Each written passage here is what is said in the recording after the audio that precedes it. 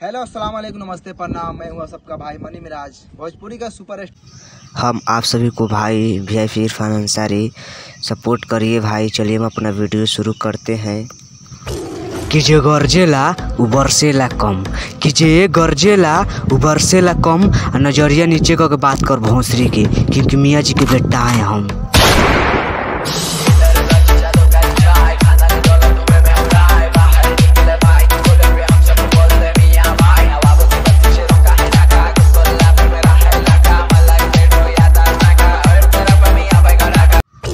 कीते जितना कमा लीस उतना हम उड़ा दिला ऑर्केस्ट्रा के नाच पे।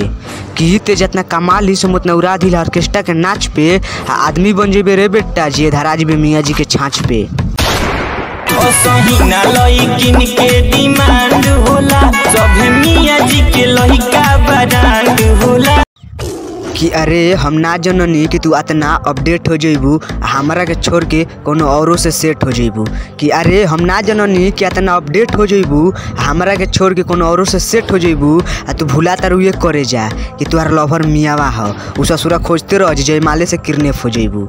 असहिना लइकिन के